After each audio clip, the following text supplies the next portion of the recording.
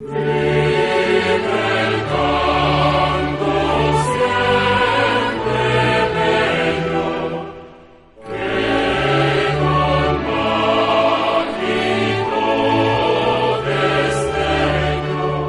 então dar início à nossa conferência. Muito boa noite a todos. Antes de mais, muito obrigada pela presença de todos. Buenas noches, Javier. Muchas gracias por teres aceito este convite que te endereçámos para falarmos deste tema, para nos falares deste tema tão interessante como seja a maçonaria espanhola e o franquismo. Buenas noches, queridos hermanos e hermanas de Espanha. Estou vendo no meu ecrã a Eva e outros irmãos que tão bem conheço. Bom, vamos então começar por apresentar o nosso conferencista de hoje. Tenho a dizer, antes de mais, que a Grande Loja Simbólica da Lusitânia, desde o mês de março, quando todo este confinamento começou, deu início a este ciclo de grandes conferências com um espaço de 15 dias, mais ou menos, para que um palestrante pudesse vir falar sobre temas ligados à maçonaria e decidimos convidar o grão-mestre da Grande Loja Simbólica Espanhola, o Xavier Molina, que é o nosso primeiro convidado externo, digamos assim, quer à obediência, quer a Portugal. E por isso, nada melhor que começar esta abertura destas conferências a um nível mais internacional com os nossos irmãos da Grande Loja Simbólica de Espanhola, por quem temos um carinho tão grande e uma proximidade muito forte. Assim sendo, Xavier Molina é o grão-mestre da Grande Loja Simbólica Espanhola desde junho de 2018, onde tive o prazer e enorme honra de representar todos os irmãos da Grande Loja Simbólica da Lusitânia na sua tomada de posse. A Grande Loja Simbólica Espanhola é uma obediência que foi constituída em 1980 e é a maior obediência maçónica liberal de Espanha. É uma obediência mista, tal como a Simbólica da Lusitânia, com quem nós temos um tratado de amizade e de reconhecimento mútuo e uma proximidade muito forte, estando presentes quer na Aliança Maçónica Europeana, quer na União Maçónica do Mediterrâneo e em outros fóruns e círculos onde trabalhamos em conjunto a maçonaria. E por isso eu tenho uma enorme alegria em apresentar então o Xavier Molina para nos falar sobre a maçonaria espanhola e o franquismo. Xavier, sereníssimo grão-mestre, tens a palavra. Muito obrigada, Isabel. Intento compartir pantalla. Antes de comenzar, quería agradecer, no sé si lo diré bien, a miña irmá Isabel e a todos os irmãos de la Gran Loja Simbólica de Lusitania pela oportunidade de dar esta conferencia. A fraternidade que une as nosas dúas grandes lojas está unida por múltiplos lazos. A pandemia, que torna a nosa vida difícil, não nos faz esquecer que não só a fraternidade, mas também a amizade que nos une. Como já notarán, no falo portugués. Si me permitís, continuaré en español. Queridos hermanos, intentaré ir hablando muy despacio para que los hermanos portugueses puedan ir siguiendo mi español y puedan entender y seguir la presentación. Para nosotros siempre nos ha resultado complicado entender el odio que tuvo el franquismo, Franco, que personificaba evidentemente el régimen, hacia la masonería en general. Siempre podemos entender que un régimen dictatorial no permite una actividad como la masonería. Por definición, la masonería, en cualquiera de sus ritos o en cualquiera de sus obediencias que podamos pensar a lo largo del mundo, está siempre buscando o formando libres pensadores, de una forma o de otra, con distintos métodos, con distintas variaciones, pero evidentemente la libertad de opinión, la libertad de pensamiento, forma parte de cualquier, es el pilar de cualquier sistema masónico. Y ello a ninguna dictadura le puede gustar. Y efectivamente, en prácticamente todas las dictaduras, la masonería está mal vista. Cierto que en Cuba o en la Chile de Pinochet había masonería y en Cuba aún hay masonería, pero se intentaba siempre controlar. En el caso nuestro, en el caso de España, como sabréis la mayoría de vosotros, se consiguió prácticamente arrasar con toda la masonería. Y de hecho es una de las victorias, que diría, del franquismo que permanece entre nuestra sociedad, especialmente en las generaciones que recuerdan o viven o vivieron esa etapa. Tenemos que recordar que la masonería a nivel europeo, sobre todo en los países de nuestro entorno, está ampliamente implementada. En vuestro país, en Portugal, se contáis por miles, a pesar de ser un país de 8 o 10 millones de habitantes. En Francia, todos sabéis que la organización como el Gran Oriente de Francia tiene 60.000 miembros. En Italia también se cuentan por decenas de miles los miembros en la masonería. En Bélgica, en Holanda, y sería un largo etcétera de países del entorno europeo donde la masonería está muy implementada y las organizaciones masónicas son relativamente grandes o muy grandes. En nuestro país, en cambio, la masonería tiene una implementación muy modesta. Nuestra organización, siendo la segunda organización masónica en España y la primera liberal, cuenta con, no llega a los 1.000 miembros. Y la primera, que sería la de tradición anglosajona, tendría unos 2.000, 2.500 miembros. Por lo tanto, cuando comparamos esto con nuestro entorno, vemos que, a pesar de los 40 años transcurridos desde el fin de la dictadura, la masonería no ha conseguido volver o regresar a la implementación que tenía de forma previa. Y en particular, el general Franco a la masonería española y a la masonería a nivel internacional. Siempre dieron a la masonería la culpa de todos los males que tenía España, los presentes y los pasados. De hecho, en esta imagen que tenéis corresponde a una captura de pantalla del último banco en Madrid el 1 de octubre de 1975. 19 días después de este discurso, moriría el dictador en el hospital. En este discurso, que se hace un acto público en la Plaza de Oriente de Madrid con motivo de unas protestas que han habido alrededor del mundo por 3 condenas a muerte que que realizó la dictadura, que ya fueron una de sus últimas, no fue la última, pero de las últimas condenas a muerte que practicaron. Provocó un rechazo internacional y manifestaciones en contra del gobierno franquista en muchas capitales alrededor del mundo.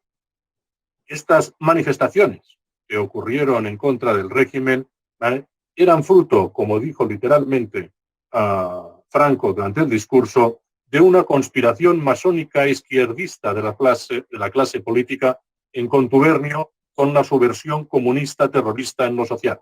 O sea, esto era el motivo por el cual España tenía enemigos a nivel internacional, era este contubernio masónico con la clase comunista o izquierdista. Esto se mantiene el discurso durante los 35 años que dura la dictadura. Y es un constante. Intentaremos ver algún ejemplo más de esta constancia en la crítica y en la demonización de la masonería. Esta masofobia también la podemos ver en los artículos publicados por Franco, que los publica bajo su seudónimo de J. Bor, entre el 14 de diciembre del 46 y el 3 de mayo del 51, en el periódico Arriba, se publican un total de 49 artículos en contra de la masonería, con títulos tan claros de que la cosa no va muy en positivo para la masonería, como masonería y comunismo, el gran odio bajo la dictadura masónica, etcétera, etcétera.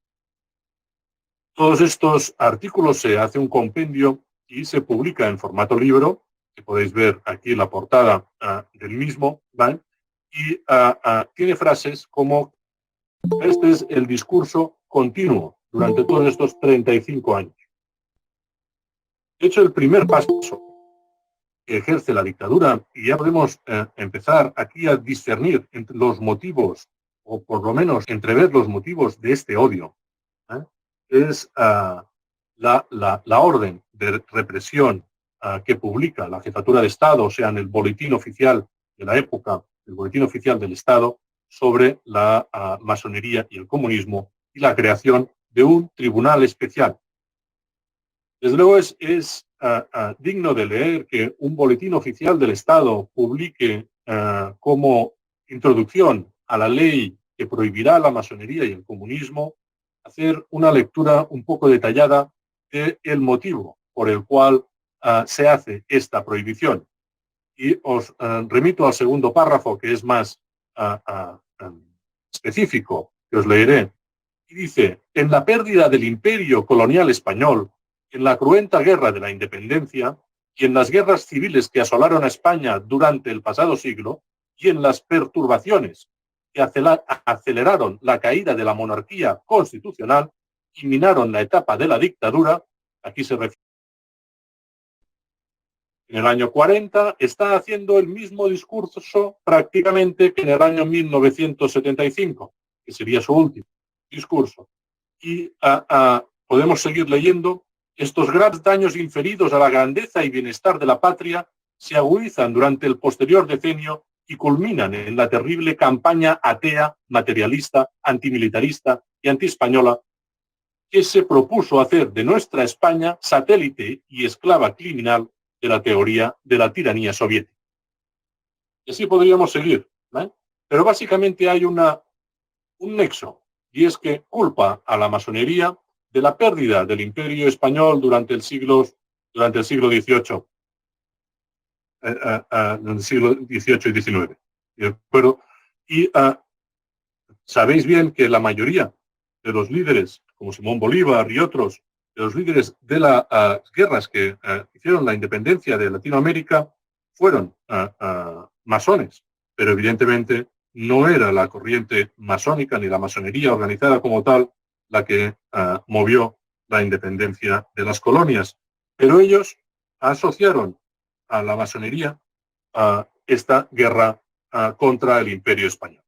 Y de hecho este argumento de que la masonería destruyó el imperio español es aún, y muy recientemente, utilizado por Vox, el partido político de extrema derecha que tiene representación en el Congreso y en muchos parlamentos, etcétera, ha sido utilizado y dicho en diversas ocasiones que la masonería fue la causa de la pérdida del imperio español y de la grandeza, dicen ellos, de la patria española.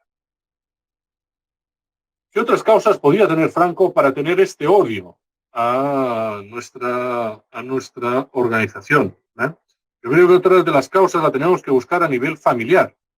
Por un lado tenemos a su hermano Ramón Franco, que para los que no conozcáis la historia, Ramón Franco había sido republicano y de hecho cuando hay el alzamiento nacional es agregado en la embajada de Washington por el gobierno republicano de izquierda. Aunque al ser su hermano el que lidera la revuelta, viene a España y cambia de bando y se pone, y Franco, el general Franco, lo pone a la cabeza del aeropuerto de Mallorca, el aeropuerto militar de Mallorca, dado que Ramón era aviador. Y muere en un accidente cuando iba a bombardear la península. Todos los conspiranoicos dicen que fue el hermano el que provocó el accidente para deshacerse de un hermano Ramón que era un tanto problemático y con un pasado obviamente nada limpio en cuanto o no era puro en cuanto al tema de ser de derechas, católico y sin dudas hacia el régimen que estaba instalado. La verdad es que es muy difícil de demostrar que eso fuera cierto y que Ramón Franco decidió pilotar su avión en un momento en que había importantes inclemencias en el tiempo. Otro motivo familiar es su padre, Nicolás Franco, que realmente era un personaje peculiar. Se dice que cuando nació el general Franco, él estaba en un prostíbulo y borracho. Y de hecho es más o menos creíble la historia. Abandona a su mujer y se va. Ellos vivían en Galicia, en el Ferrol. Abandona a su mujer y se va a Madrid. Y de hecho hay frases y perlas de su padre acerca de su hijo que no tienen mucho desperdicio, como la que podéis leer en esta misma presentación, que dice: ¿qué sabrá mi hijo de la masonería? Hay que decir que toda la información que tenemos apunta que tanto Nicolás Franco como Ramón Franco eran masones y que ello acrecienta su odio hacia la masonería.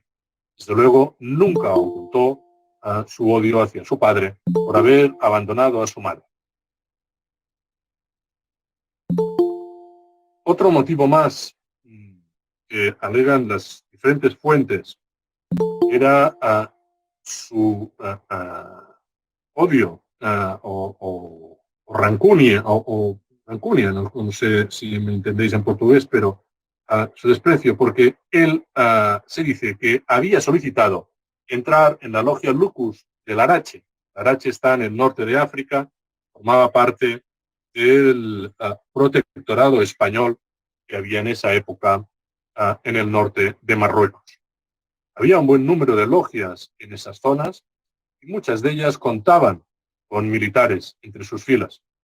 Normalmente eran logias mixtas de civiles militares y se dice que solicitó la entrada cuando tenía el cargo de teniente coronel para intentar hacer del ascenso más rápido hacia el generalato. De hecho, llegó a general con solo 33 años, muy joven. Se dice que hay testimonios acerca de esta solicitud y de que se votó en contra en la logia porque ya no tenía un nombre muy reputado en cuanto a su visión de aceptación de la libertad de opinión.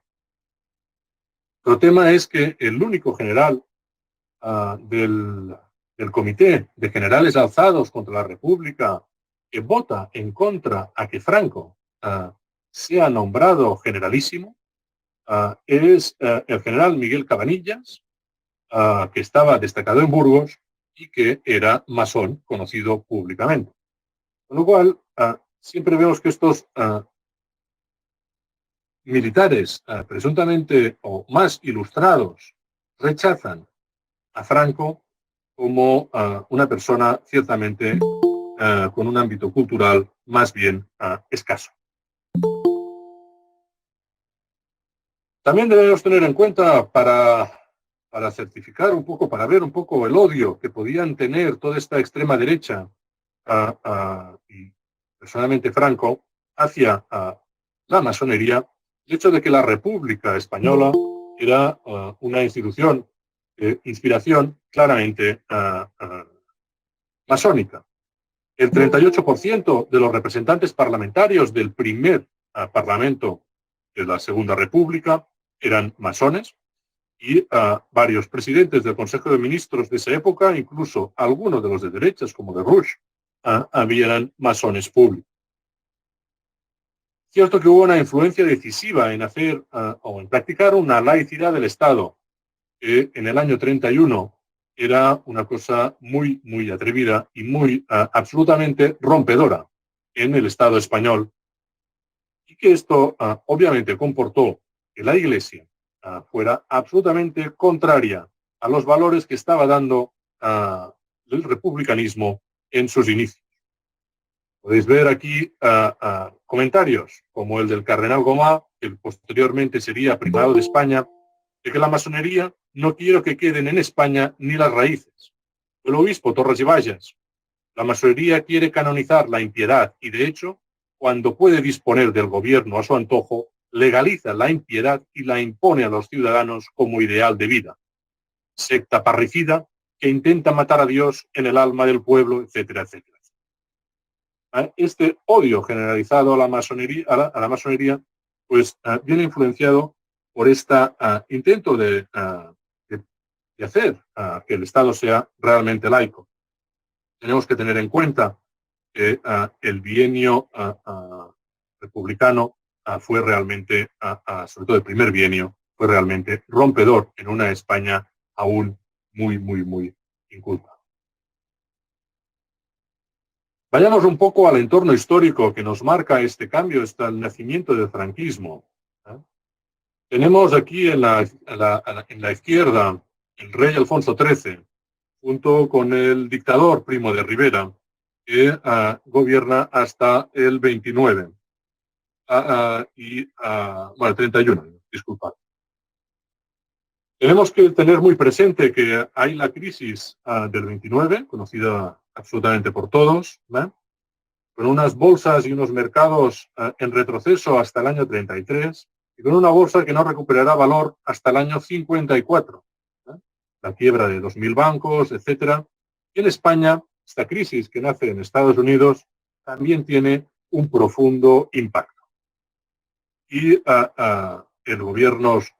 los sucesivos gobiernos, e incluso los gobiernos republicanos, intentan paliar esta situación a base de obra pública. También no es nada novedoso el incentivar el crecimiento a través de la obra pública, pero bueno, evidentemente la deuda termina asfixiando al Estado, y el Estado republicano es uno de los motivos de quiebra también del Estado republicano en el año 36, que es el incremento de deuda debido a este intento de salir de la crisis. Pero hay que tener muy presente que en este entorno del año 31, de la crisis del 29, primeros del año 30, no tenemos un Estado social como el actual, sino que tenemos un Estado donde la gente pasa hambre, de verdad. Y las pocas ayudas que se consiguen son a través de instituciones eclesiásticas. Los hospitales de la caridad dependían de las monjas o de los conventos, la religión o las clases y muchos de las escuelas estaban a manos de instituciones religiosas, etcétera. Por lo tanto, muchísima gente tenía como único ámbito de influencia la Iglesia, en nuestro caso, obviamente, la Iglesia católica. Por lo tanto, la capacidad de influencia de la Iglesia era enorme en esa época, y a veces yo personalmente lo comparo con la influencia que pueden tener instituciones como los hermanos musulmanes ahora en Egipto, cuando el Estado no está presente en la labor social y es reemplazada por instituciones religiosas. Debéis tener presente también y recordar que en el año 30, los años 30, el analfabetismo en España rondaba el 25%, con diferencias de género. En la mujer había un 10% más y en el hombre, evidentemente, algo menos. En este convulso sistema, la República consigue hacer un bienio, 2 años, unas reformas muy importantes, como sería la ley del divorcio, el voto femenino, reformas militares, el estatuto catalán y, como hemos dicho antes, la separación entre la Iglesia y el Estado. Esto provoca que en las siguientes elecciones, y el hecho de que fueran masones conocidos públicamente, aquí tenéis al presidente Azaña, caricaturizado por periódicos de la época, evidentemente como masón. La masonería era una cosa conocida públicamente, no se ocultaban, y evidentemente pues los periódicos hacían bromas y chistes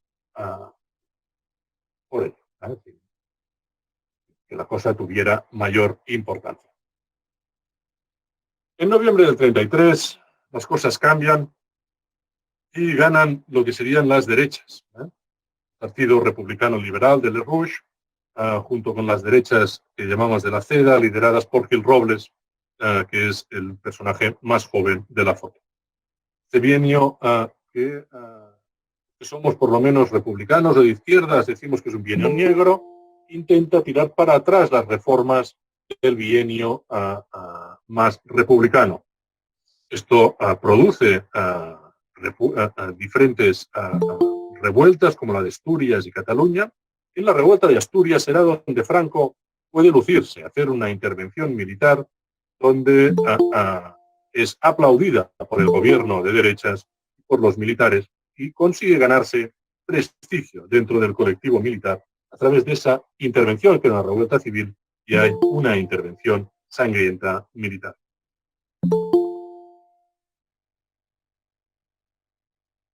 ¿Cuál era el entorno de la masonería en principios del siglo XX en España? Realmente, gente que dice que la masonería dominó o controló la República Española.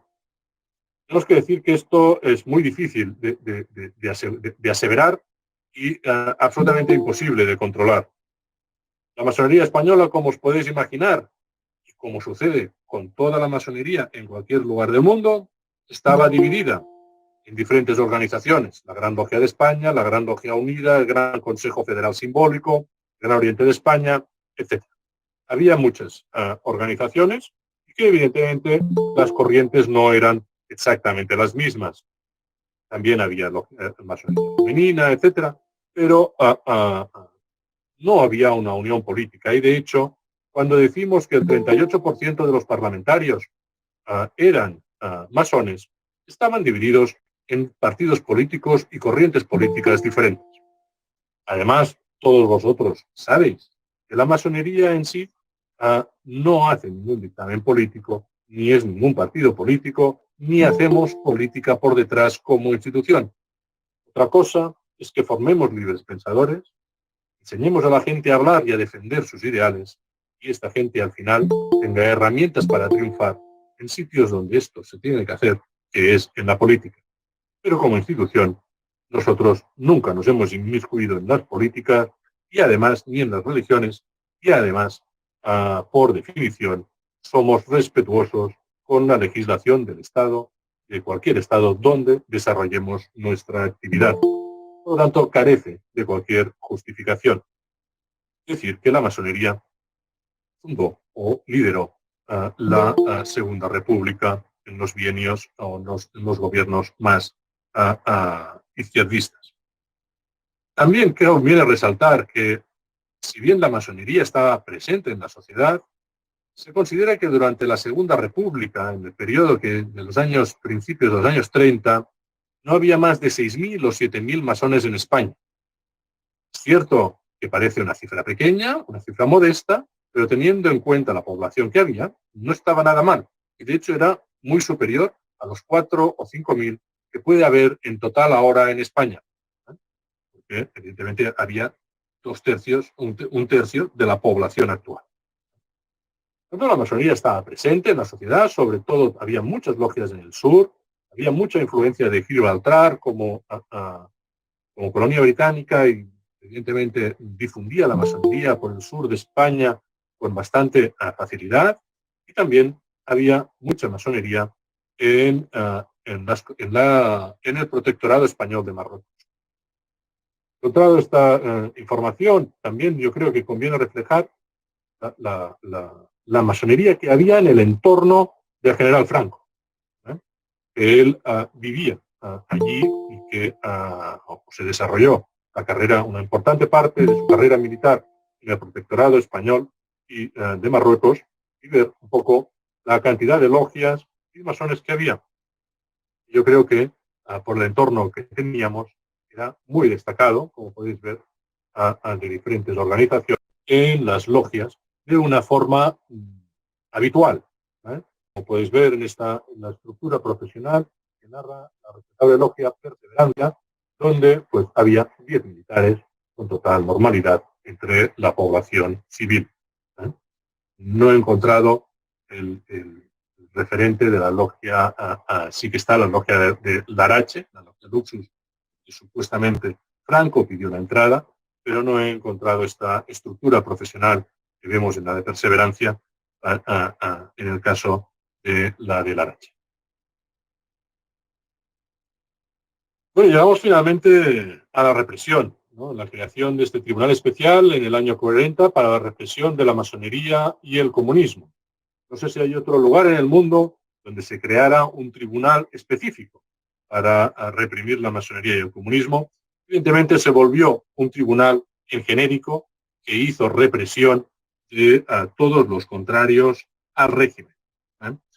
Este tribunal, creado en el año 40, no solo hizo represión de mucha más gente de la que podía ser considerada como masón, puesto que, como hemos dicho antes, había unos 6.000, 5.000, 7.000 a lo máximo masones en la España republicana, pero encontramos fichas de gente clasificada como masones y se clasifican como 48.000 personas o expedientes de procesos incoados como masones. Y evidentemente es imposible que existiera esta cifra. Por lo tanto, también fue una excusa para sacarse de encima a mucha gente. Cierto que los fusilamientos fueron especialmente cruentos en la etapa de la Guerra Civil y en ese momento se fusilaron muchos masones. Los datos que tenemos nos indican, por ejemplo, que en la logia El Mantina de Salamanca fueron fusilados una treintena, otros tantos en la logia Constancia de Zaragoza, 17 en la logia de Ceuta, Hijos de la Viuda, 24 en la logia de Trafalgar, Algeciras, y podríamos decir un largo etcétera de logias o de hermanos que fueron fusilados durante los primeros años de la guerra.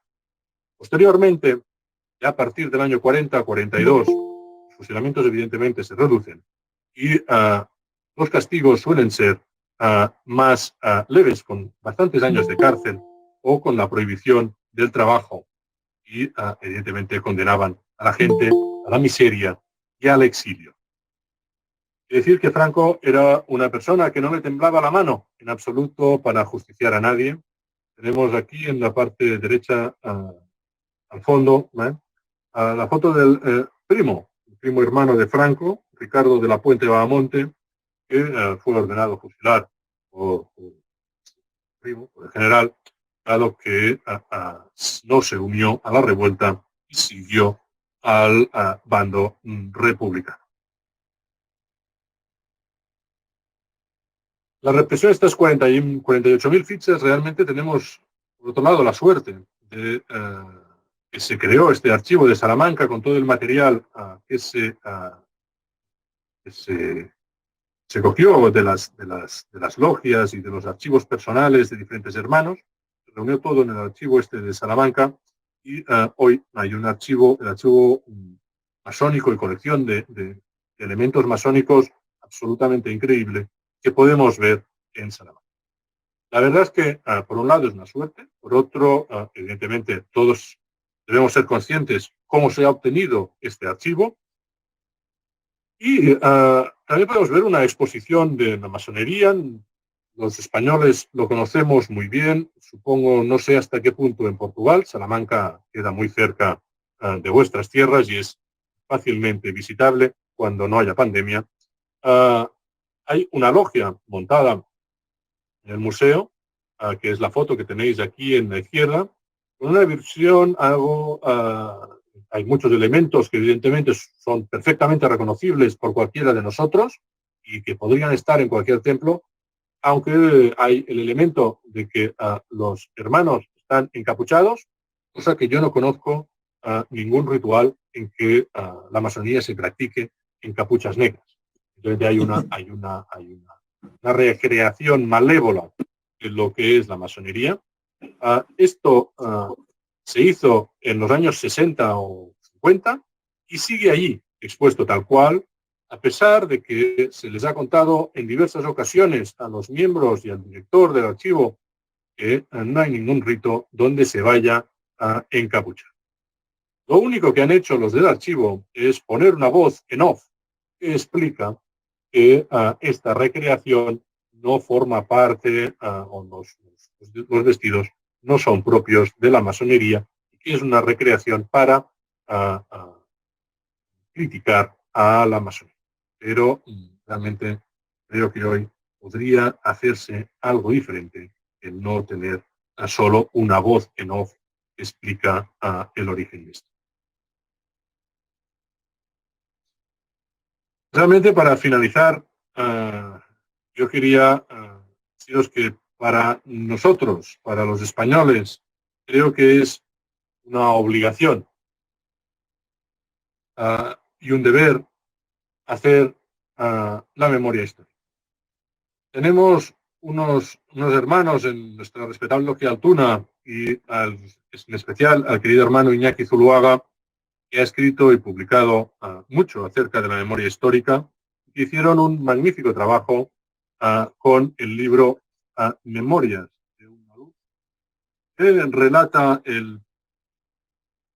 la pequeña historia de los miembros de Altuna número 15 del año 1932 a 36 y qué les sucedió a cada uno de ellos. Desde luego, recuperar la memoria de lo que sucedió a nuestros hermanos, como dice nuestro querido hermano Iñaki Zuluaga, es un deber por motivación simbólica, pero también es un compromiso con nuestra humanidad. Y desde luego, nunca, nunca podremos olvidar el infausto recuerdo que nos ha dejado el Tribunal de Represión para la Masonería y el Comunismo.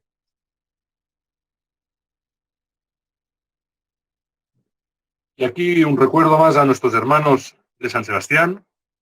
En este trabajo liderado por ellos en pos de la memoria histórica hace 2 años. De hecho, fue mi primer acto como serenísimo gran maestre acudir a la inauguración de esta escultura, que se titula Memoria de una luz, del artista Juan Miguel Otande, que fue inaugurada en un parque de San Sebastián. Nuestra intención y el plan en el que estamos trabajando es que esta escultura forme un triángulo en la península y tengamos una escultura prácticamente idéntica en Barcelona y otra en Sevilla, para así honrar metafóricamente a todos los hermanos que sufrieron la represión en España en motivo de la dictadura y de la guerra civil. Es un proyecto que están liderando diferentes hermanos que realmente les doy las gracias porque todo lo que estamos haciendo en la GLSE es gracias a este conjunto de hermanos que recuperan y nos ayudan a recuperar la memoria histórica de aquellos que nos precedieron. Sin nada más que añadir, muy obrigada. Y creo, no sé si me he extendido demasiado, pero espero que no estéis dormidos. Los españoles quizás sí. Estiveste muito bem, muito obrigada pela tua apresentação. E eu não disse de início, mas para os presentes que estão pela primeira vez, a partir deste momento da exposição do nosso conferencista, ele está disponível para que coloquem algumas questões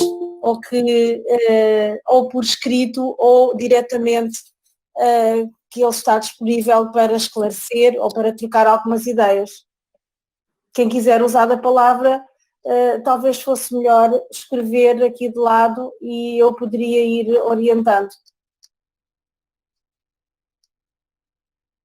Enquanto vão pensando em alguma questão, eu tenho uma questão para colocar ao Xavier.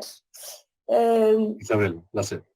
Eu ouvi que, ou li que foi determinado em 1940, foi decretado que a maçonaria era ilegal e que por isso, não sei se no Código Penal ou em que diploma, foi instituído que as penas seriam, os maçons seriam condenados a penas de prisão que iriam dos 12 anos aos 33 anos de prisão, sendo que os de grau do 18 ao 33º seria considerado um ilícito agravado. E a minha questão é, mas esta norma estava no Código Penal à época ou em que diploma é que... Se aprobó en 1940. Sí. Con la orden del Tribunal para la Represión de la Masonería y el Comunismo.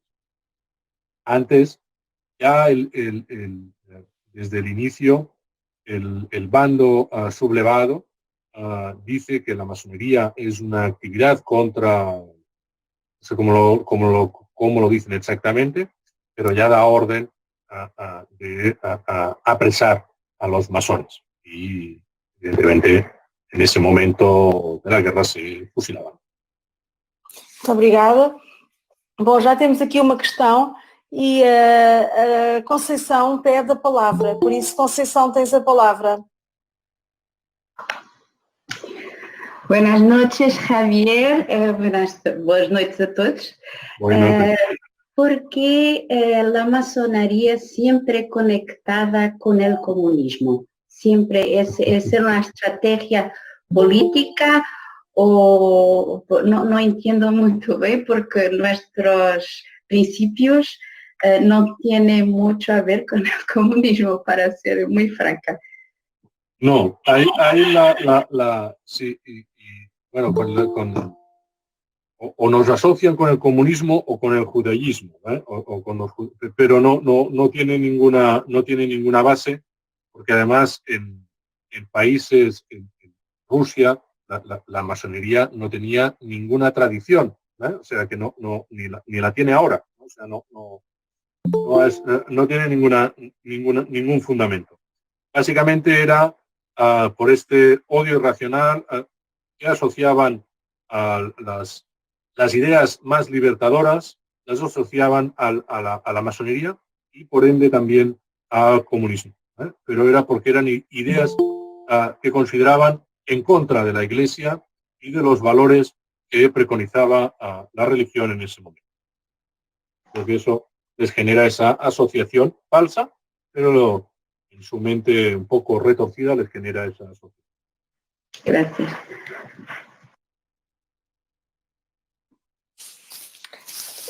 Xavier, temos muitos irmãos, muitos convidados a agradecer a tua excelente palestra.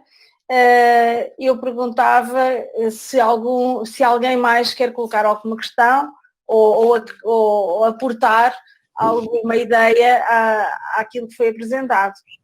Dos nossos irmãos de Espanha, ninguém quer usar da palavra?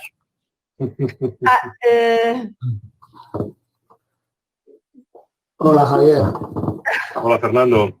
Bien, yo como español entiendo muy bien la postura del trabajo, te quiero dar las gracias y realmente es un estupendo trabajo. Yo creo que realmente, por mucho que se diga, a la masonería se la perseguía porque realmente la masonería busca la democracia, busca la igualdad entre las personas. Y eso no iba en línea con lo que ellos pensaban. Entonces el libre pensamiento siempre ha estado en contra de todo aquello que es obligado y divino. Yo creo que de ahí venía la unión entre el comunismo, entre el judaísmo y la masonería. No creo que tenga otro fundamento más allá de este, porque es que no, es como ha dicho la hermana anterior, es que no tiene un fundamento, como has comentado tú mismo, no tiene otro fundamento. Yo creo que nada más es ese. Muchas gracias. Gracias, Fernando. Estoy bastante de acuerdo. Muito bem, então pediu a palavra o Paulo Pauleta. Tens a palavra.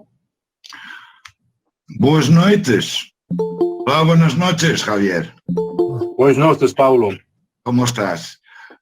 Como sabes, nosotros hemos vivido mucho los masones portugueses en la clandestinidad y también en España se ha pasado un poco eso. ¿Cómo se reunían los masones en tiempo de Franco. Pues nos puedes contar un poco cómo... Sí, es fácil. No había. No había mismo. No había. Porque aquí por lo menos constan algunas cosas pequeñísimas de extranjeros ya a finales de los 60 o así, pero insignificantes. Insignificantes. Algo me ha llegado, pero no había más. Que Franco los ha aniquilado todos, entonces. Sí, consiguió realmente, eso lo consiguió. O sea, sí que los partidos comunistas, los sindicatos, etcétera, empezaron a tener mucha actividad en los 60 y especialmente en los 70, pero la masonería no. Y de hecho la masonería española es la última institución prácticamente que se rehabilita durante la transición. O sea, había quedado tan dañada, que no la legalizan, sino que es en el año 79-80, pensar que Franco se murió en el 75, la Constitución española se aprueba en el 78, no era hasta el año 80, que por sentencia del Tribunal Constitucional se aprueba que la masonería no puede ser ilegal, pero ningún gobierno se atrevió a legalizarla por actividad. El nombre había quedado absolutamente denostado. Muchas gracias y felicitaciones, Javier. Me ha gustado mucho. Gracias, Pablo. Bueno, Javier, Pedro Turgal pide la palabra. Pedro, tienes la palabra. Hola, buenas noches. Supongo que ¿me estás viendo? Sí, perfectamente. Sí. ¿No? Sí, Pedro, muchas gracias por la exposición. Ya hemos visto, por lo que entendí, que la masonería en España se ha vivido más o menos condiciones semejantes que en Portugal. Hemos sido muy presionados y digámoslo, un poquito apagados. Pero hemos resistido y aquí estamos en pie y al orden. Has hablado del museo del museo de Salamanca. Yo lo conozco, lo he conocido, lo he visitado, aún no era masón, y me ha gustado mucho. Ya he hablado de ese museo a mis hermanos de nuestro triángulo, y estoy intentando convencerlos a ir a visitarlo. Pues será un placer. Tenemos logia en Salamanca y seguro que los hermanos de Salamanca os recibirán con los brazos abiertos. Tú no estás en Salamanca, ¿no? Yo no estoy en Salamanca, pero los hermanos seguro de allí os reciben con los brazos abiertos. Eso quería preguntar. Luego supongo que Paulo Pauleta, que ha hablado antes de que yo, es mi venerable, supongo que en España se dice así, y luego entraremos en contacto, en cierto que para ir a visitar, y me gustaría mucho revisitarlo con alguien que lo sabe, lo conoce, porque me ha gustado mucho. Felicitaciones por el espacio será un placer recibiros. Muy bonito.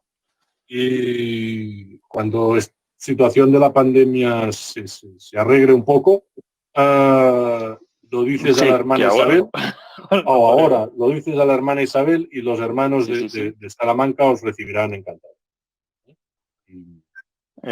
Aquí está el desafío. Muchas gracias. Muchas gracias por todo. Muito obrigado a ti, Pedro. Ahora pede la palavra Pedro Duarte. Bom, ele coloca uma questão. Ele pergunta: e hoje, como vê a sociedade espanhola a maçonaria? É que há dias passou uma notícia de que em Madrid houve a morte de um irmão maçom. No, de momento no ha habido ningún ataque a la masonería en España desde la restauración de la democracia. Ha habido algunos insultos o tal por las redes sociales, pero nada, creo cosas importantes sí que han sucedido, porque al final no todo el mundo está entendiendo la normalización de la masonería, pero no ha habido ningún ataque grave. Yo creo que hay dos mundos, ¿eh? El mundo de la gente mayor de 50 a 55 años y los menores de 40. A los menores de 40 la historia de Franco ya les queda muy lejos y no. La verdad es que está entrando mucha gente joven en la GLS. Yo creo que ahora, pues la sociedad, los más jóvenes, todo esto les queda muy lejos. El franquismo lo ven como una cosa muy, muy lejana. Y de hecho, desde los años 90 al 2020, la GLS ha reducido la media de edad en unos 10 años. Está entrando gente más joven y todas estas cosas ya les parecen, pues, propios de los libros de historia. Muito bem. Agora, Gabriela Bispo pede a palavra. Gabriela tem a palavra. Boa noite, Xavier.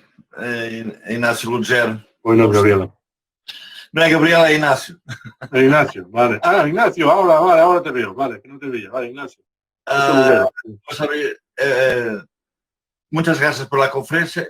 Hay un tema que nunca me ha aclarado bien. El patrimonio que la masonería tenía hasta 1940 y que después el franquismo se apoderó del patrimonio de la masonería. ¿Qué ha hecho de ese patrimonio y cuáles son las posiciones? Hay mucho de lo que comentar. Hay dudas de que las grandes logias en sí tuvieran patrimonio como tales. Gran parte del patrimonio estaba a nombre de personas físicas, de hermanos. Por lo tanto, es difícil que las instituciones o que las grandes logias puedan reclamar la restauración de un patrimonio que no estaba propiamente a su nombre. El monumento más importante, este templo que hay en el centro de Santa Cruz de Tenerife, era propiedad de 3 personas físicas, que fueron obviamente expropiadas, y ahora es propiedad del ayuntamiento, creo, si no voy mal, del ayuntamiento de Santa Cruz de Tenerife, y hará una rehabilitación del patrimonio. A mí, que esté en manos de una institución pública me parece bien, y realmente lo de la indemnización en dinero a las obediencias masónicas es una cosa, se ha hablado mucho, pero que yo veo de imposible a imposible total. Básicamente porque no estamos unidos para hacer esta reclamación. Y segundo, debería ser aprobada por el Parlamento en pleno, lo cual es muy complicado y menos ahora con Vox de por medio, la extrema derecha. Ese momento de hacer la reclamación del patrimonio era a principios de los años 80, que había el entorno político quizá adecuado para hacerlo. Ahora es extremadamente complejo. Muchas gracias, Xavier. Muchas gracias. Eu não sei se vou pronunciar bem. Juanjo Torres pede a palavra y tem a palabra. Buenas noches. Gracias, Xavier, por la plancha magnífica. Algo que ya se ha comentado en parte, y es cómo después de más de 40 años de democracia todavía sigue ese pozo en la sociedad, ¿no? En una parte de la sociedad del gran ostracismo al que el franquismo llevó a la masonería en España, como todavía después de 40 años de democracia hay un cierto silencio institucional, ¿no? y como bien decías, una menor implementación en el país que en otros países europeos, y un poco ya has dado la clave antes, ¿no? De esas personas más jóvenes que cada vez se incorporan, pero si entendías que hay alguna otra clave o en qué clave hay que leer esa falta todavía de visibilización institucional, ¿no? De la masonería en España, como digo, 40 años después ya de la Sí, democracia, ¿no? es cierto, es difícil de entender. Yo creo que no hay una sola causa.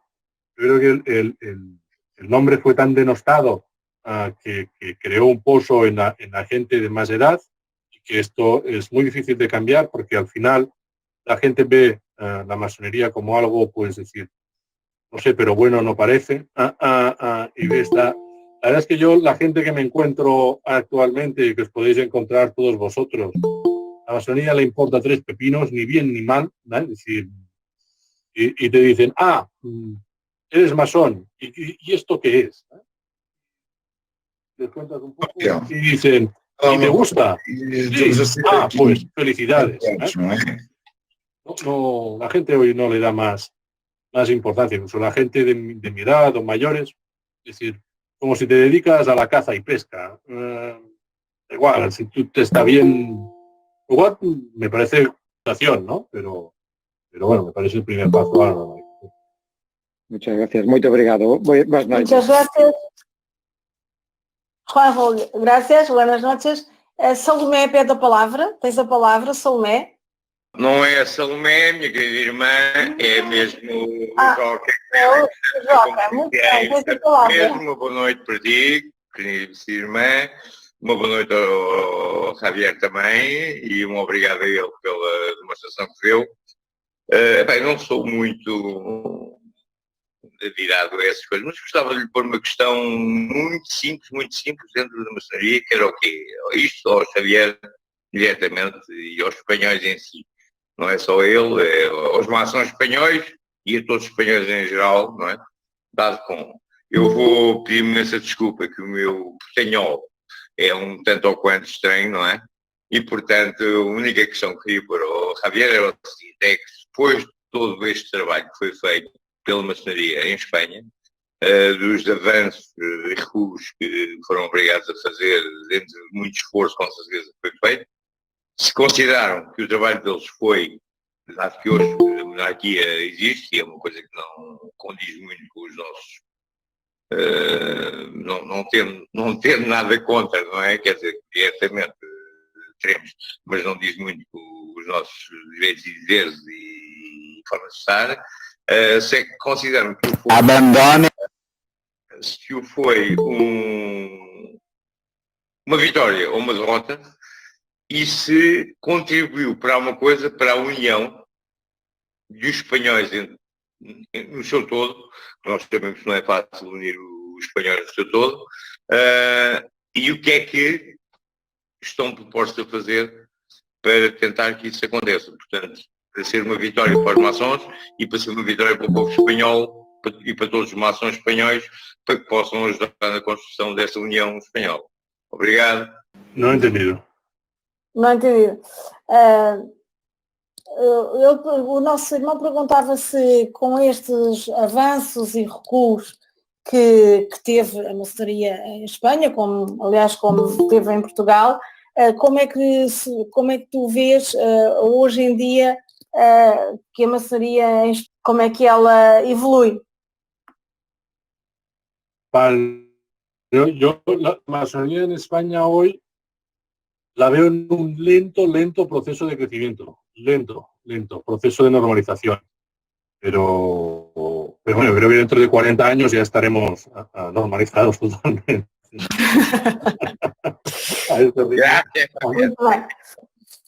Tardaremos 40 años más. O Pedro Sousa pede que eu coloque a questão. Ele pergunta, Carlos Xavier, alguns médios como 20 minutos te perguntaram sobre a exumação de Franco do Vale de los Caídos. ¿Qué piensas sobre eso? Que se ha hecho muy tarde. Se ha hecho en el 2019, creo que fue el año pasado. Muy tarde.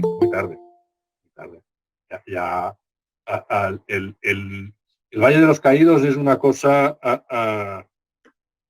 de infausto recuerdo para España, y que yo creo que no se puede conservar un monumento rindiendo culto a una dictadura, y que hoy el Valle de los Caídos existe, es una realidad, no podemos hacer otra cosa, y es una realidad que forma parte de nuestra historia, pero que debe convertirse en lo que la dictadura vendió que debía ser, que era un memorial a los caídos durante la contienda civil.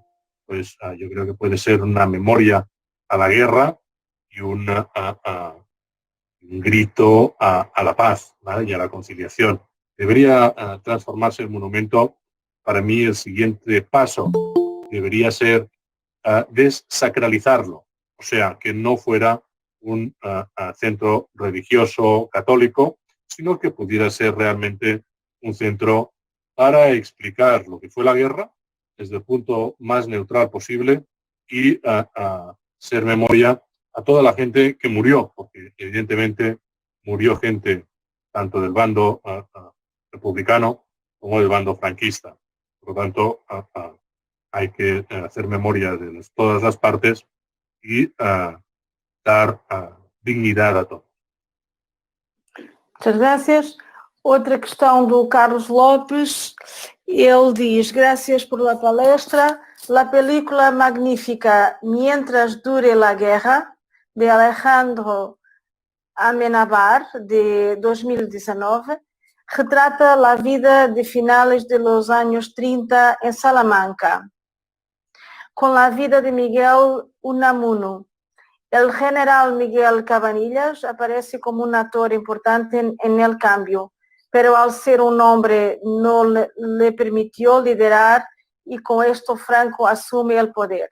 La masonería ha creado las condiciones para el cambio en la sociedad española y ha sido traicionada por el comportamiento de Franco. Yo creo que no fue traicionada la masonería por el comportamiento de Franco. Franco odiaba la masonería desde el principio y creo que era como bastante obvio. Si el general Cabanillas fuera traicionado es un tema muy concreto y posiblemente lo fue, no soy experto en este punto de la historia, pero yo creo que la masonería tenía las cartas encima de la mesa a favor de un sistema de libertades y a favor de un sistema evidentemente como el que había republicano y que en ese entorno cuando se pierde la guerra las cartas están perdidas, o sea, la partida está totalmente perdida para la masonería. Lo que sorprende más es ese haciendo una palabra que utilizaba Franco, ese pertinaz odio, ¿no? Ese insistente odio que tenía, es lo que nos resulta extraño o difícil de entender. Pero traición no lo veo. La masonería nunca apoyó a Franco, ¿no? O sea, no hubo un sector masónico que apoyara a Franco, aunque sí que había masones de derechas que no veían mal el alzamiento, ¿eh? No lo vieron mal. Sí que los había. Sí que había masones de derechas que no vieron mal el alzamiento. Estos quizás sí que se sintieron traicionados. Muchas gracias. O João Pedro pede a palavra. João Pedro, tens a palavra. Olá, boa noite. Boa noite, João Pedro. Eu queria falar ao nosso orador, que gostei muito da palestra, e gostava de fazer 3 perguntas, não diretamente relacionadas com o tema sobre a maçonaria durante o franquismo. João Pedro, peço desculpa. Desculpa interromper, mas coloca as tuas questões mais pausadamente para que o Xavier e todos os nossos irmãos compreendam melhor, está bem? Eu posso fazer as questões? Podes. Mais pausado. Então, assim, a primeira questão tem a ver com o facto de eu morar perto da fronteira espanhola, mais exatamente perto de Ourense. E era para saber se o nosso irmão tem conhecimento que a grande loja simbólica espanhola tem alguma loja em Ourense ou perto. Segunda questão.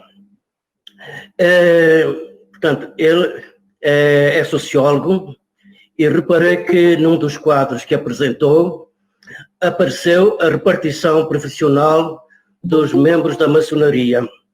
e reparei que havia 10% de militares. Como ele se preocupa muito com estas questões sociais, não é? Uma vez que é sociólogo, se atualmente na grande loja simbólica espanhola os militares estão bem representados. Terceira questão, não tem a ver com o tema, já disse, mas estive a ler aquilo que aparece no site da grande loja simbólica espanhola e reparei que dá uma grande ênfase à defesa da laicidade, o que também acontece no Grande Oriente de França. Não acha que a defesa da laicidade porá em causa, no futuro, os trabalhos à glória do grande arquiteto do universo? Disse, obrigado. Obrigado, hermano, muchas gracias. Muy obrigado por tus preguntas. La GLC sí tiene logia en Orense. Y si quieres hacer una visita o tal, pues será un placer recibirte en Ourense. La GLC, la Gran Logia Simbólica Española, hoy no tiene el volumen de militares que tenían las logias republicanas que había como en Larache, como en el gobierno, en el Marruecos español, en el protectorado. Hay algún militar, me consta, dentro de la GLC, pero son poquísimos y los podemos contar con los dedos de una mano. No hay. Y nosotros, la GLC, trabaja mayoritariamente en el rito escocés antiguo y aceptado y ciertamente hace los trabajos a la gloria del gran arquitecto del universo.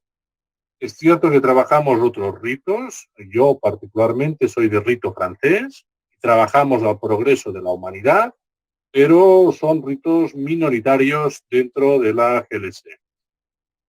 Aunque trabajemos a la gloria del gran arquitecto del universo, nosotros en el 99,9% de la GLC somos absolutamente defensores de la laicidad, con la separación completa de Estado y religión, cosa que aún en España no sucede. Aún tenemos una implicación entre religión y Estado, a pesar de diferentes gobiernos socialistas o de izquierdas, demasiado fuerte. Por lo tanto, si nosotros defendemos la laicidad y tomamos este inicio de los trabajos a la gloria del gran arquitecto del universo, un tema más ritualístico que una veneración de un dios católico o de un dios cristiano. Bueno, cada persona evidentemente lo hace libremente, algunos sí, pero libremente, pero no creo que sea el pesar o el pensamiento mayoritario dentro de la GLC. No lo creo. No he hecho una encuesta para saberlo, pero no percibo que sea. Obrigada, Xavier. Agora a nossa querida irmã Eva pede a palavra. Tens a palavra, minha querida irmã. Muchas gracias, hermana. Buenas noches a todos.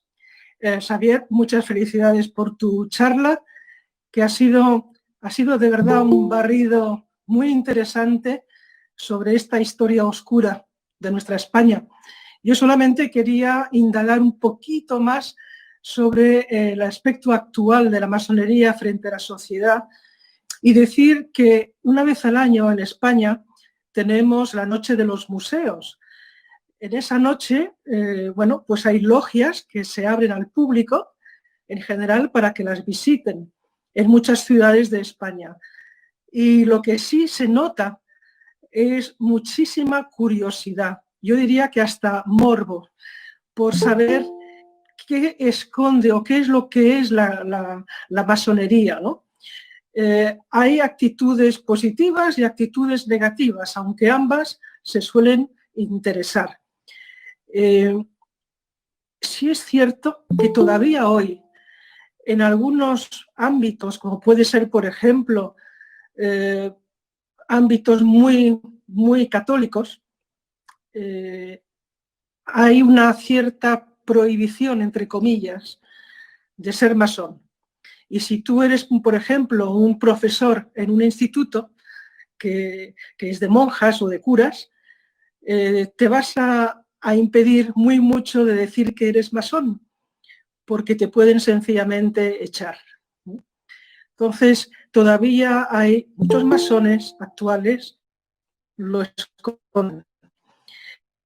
La GLS, y concretamente Xavier Molina, me permito hablar de él, lo que sí está haciendo e impulsando, y yo creo que ese es el camino, es cada vez más visibilizar la masonería a través de conferencias, a través de enseñar realmente lo que hacemos, quiénes somos, porque es la única manera de luchar contra ese oscurantismo que nos han impuesto. Cuanto más secreto, oscuro, incomprendido o sencillamente desconocido, más rechazo puede provocar. Por lo tanto, la única vía, entiendo yo, es la visibilización, el dar charlas, y nos hemos encontrado que en las charlas, por ejemplo, que vino a dar Xavier Molina aquí a Tenerife, pues vinieron mucha gente, y de esa gente muchos se interesaron y algunos han llamado a la puerta y han entrado. Pues esa es la vía. Pero sí, todavía hoy, y eso es una herencia todavía que, como decía Xavier antes, tardaremos unos cuantos años más en poder limpiar, pero el camino está trazado. He dicho. Muchas gracias, Eva. Nos queda mucho trabajo por hacer. Muchas gracias. Agora, Pedro pede a palavra. Pedro Rangel, tens a palavra. Ahora, buenas noches, Xavier. Buenas noches. Bueno, muchas gracias por la conferencia, fue fantástica. Hay una noción de cómo fue la masonería en España. Nosotros, como parte Grão-Mestre de la Gran Loja Simbólica de Portugal, caminamos muy cerca con la GLS en todos los dominios. Yo he hecho los tratados de amistad con la Gran Loja Simbólica Española y por eso entre nuestras obediencias somos todos hermanos ibéricos y hay una relación muy próxima de grande complicidad entre todos. Y por eso es con un placer inmenso que miro aquí los hermanos de la GNC aquí juntos con nosotros y también con nuestros amigos que de vez en cuando animan la conferencia con unas pantallas, unas fotos muy buenas. Pero esos son los finales de los tiempos, ¿eh? Aquí en Portugal tenemos relativamente poco tiempo un partido de extrema derecha que está haciendo estos pequeños interregnos aquí, y como lo Vox en España. Aquí el partido lo Chega, que es un partido de extrema derecha y que incentiva ese tipo de actuación. Pero para nosotros no importa porque entonces es más animado la conferencia. Pero me gustaría saber si ahora en España cuáles son las obediencias españolas que son las mayores obediencias españolas, para que todos los hermanos lo saben, y que preguntaron anteriormente, pero la masonería española es bien vista por la sociedad o no. Esa era la segunda cuestión. Y mi amigo, hermano, yo te voy a decir que la conferencia. La obediencia más grande es la Gran Logia de España, que es la reconocida por Inglaterra. Y como sabéis, como también sucede en Portugal. En España hay muchos jubilados de Holanda, de Inglaterra, etcétera, que Gran Bretaña, que vienen a vivir aquí en España, especialmente en la costa, y crean su logia. Hay muchas logias inglesas, o danesas, ¿no?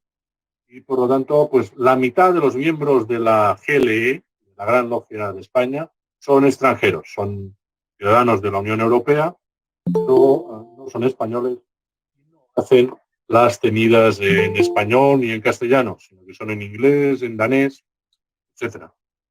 E incluso reuniones provinciales son en inglés, ¿eh? O sea que es una obediencia que vive de los extranjeros que viven aquí, que bueno, al final suma unos 2.500. Luego está ya la GLS, con estos no llegamos a 1.000 miembros, ¿eh? Y ya por detrás habrían otras organizaciones, pero con menos de 200, 150 personas, 150 hermanos. Lo cual está muy atomizado y podríamos hablar del Gran Oriente Ibérico, del Gran Oriente de Cataluña, de la Gran Logia Femenina de España o del Gran Oriente de Francia en España, que sabéis que en Portugal no tiene logias, pero en España sí. Tendrá 7 u 8 logias del Gran Oriente de Francia en España. 8 y quizá 10. Bueno, cosas que suceden pero bueno, está realmente... Yo creo que la sociedad en general hoy no tiene ni una opinión a favor ni en contra de la masonería. Sencillamente la desconoce. O sea, no es un tema que al 98% de la población le importe 2 carajos. No sé si se entiende esta frase en portugués, pero no una cosa bien. Bien, hay masones, fantástico, ya como si hay protestantes o hay gente que hace el Hare Krishna, ¿sabes? No. Yo creo que no les importa. ¿Y qué es el Hare Krishna? Pues no lo sé. Ya está. Pues eso, es un desconocimiento absoluto. Y por eso lo que comentaba Eva, la labor tan importante de dar charlas, conferencias, pero claro, es muy lenta la apertura, llegando así porque haces una charla, si te viene mucha gente, te vienen 50 personas o 60, ¿no? Y eso ya es un gran éxito. Y haces otra charla y te vienen 20 o 30. Y así, poco a poco, pues consigues abrir algo de camino. Pero yo creo que ahora en las redes sociales es el trabajo más importante que estamos haciendo para normalizar y visibilizar nuestra organización. Por ejemplo, en Facebook, pues ya colgamos noticias y tienen 2.000, 3.000 personas que las reciben, en Instagram, etcétera. Pues estar presente en las redes sociales es poco a poco ir creciendo, ir difuminando o ir difundiendo lo que somos, las páginas web, etcétera. Pero esto nos ayuda mucho a normalizar. Y bueno, este trabajo conjunto entre reuniones presenciales y redes sociales es el que tenemos que ir haciendo poco a poco para intentar normalizar la situación. Muy bien. Muy bien. Gracias. O Aníbal dá os parabéns ao Xavier, também dá os parabéns pela forma como ele, sobre a sua posição relativamente ao Vale dos Caídos, e diz que haja coragem em Espanha para ouvirem posições tão claras, historicamente corretas, como a que o Xavier expressou aqui hoje. Depois o Manuel Cabasso também refere que tocou num ponto importante da maçonaria espanhola, e a questão dele é, após este... o Xavier tocou um ponto importante da maçonaria espanhola ter sido completamente extinta durante o regime franquista.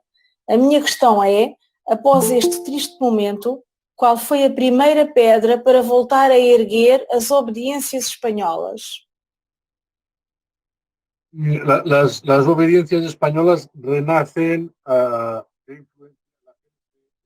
claramente francesa, empieza en Barcelona y nos ayuda gente del sur de Francia, y posteriormente nos ayudan también hermanos belgas que tenían segunda residencia en el Levante, en la zona de Alicante, creo recordar.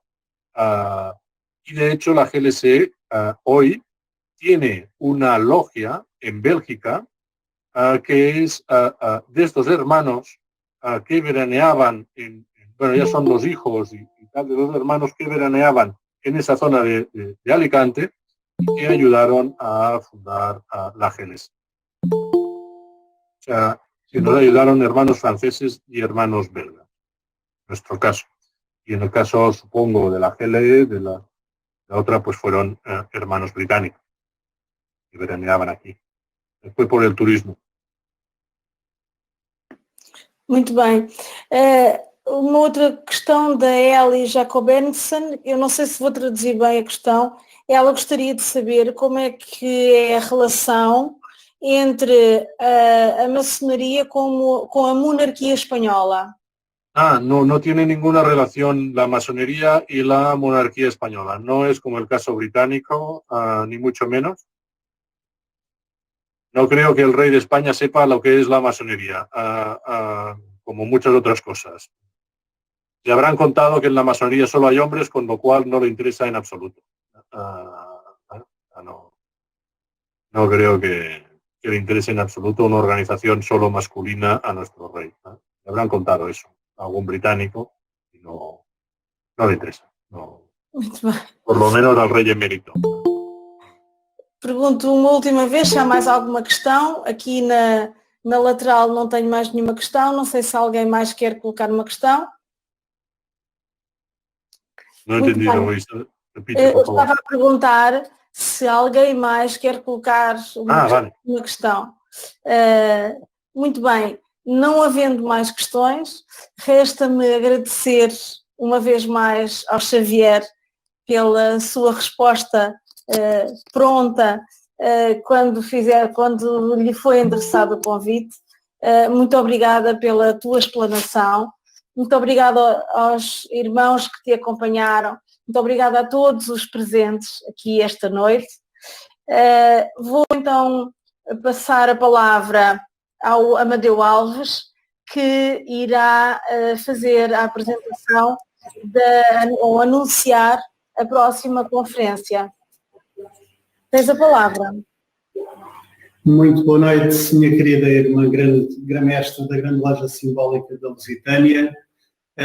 Meu querido irmão Xavier Molina, é um enorme orgulho ver-te, assim como todos os irmãos e as irmãs que estão aqui presentes, nomeadamente a última vez que estive com a Eva no último Convan. Queria-te agradecer a tua clareza e a tua forma de explicar todo este processo, que foi muito importante para nós entendermos as diferenças da maçonaria, principalmente em Espanha. Agradecer a todos também que estiveram presentes nesta conferência e que hoje tivemos um bocado animada a conferência, mas faz parte, nós fazemos maçonaria desta forma. Queria anunciar o próximo evento do ciclo de grandes conferências da maçonaria portuguesa. Esse ciclo de conferências terá o tema como inteligência artificial e teremos toda a honra e todo o gosto de ter connosco o Christophe Abad, que é o pasto grão-mestre do Grande Oriente de França, e o Alexandre Rossi, que é o pasto grão-mestre do Grande Oriente da Suíça. Esta conferência será em dezembro, ainda não temos data, mas oportunamente iremos anunciar. Como tal, resta-me agradecer e está aqui o flyer da conferência. Disse. Muito obrigada a todos, uma vez mais, uma boa noite, e contamos com a presença de todos novamente em dezembro para assistirmos então a uma excelente conferência sobre a inteligência artificial. Boa noite a todos uma vez mais, buenas noches para Espanha e hasta pronto. Boa noite, muito obrigado.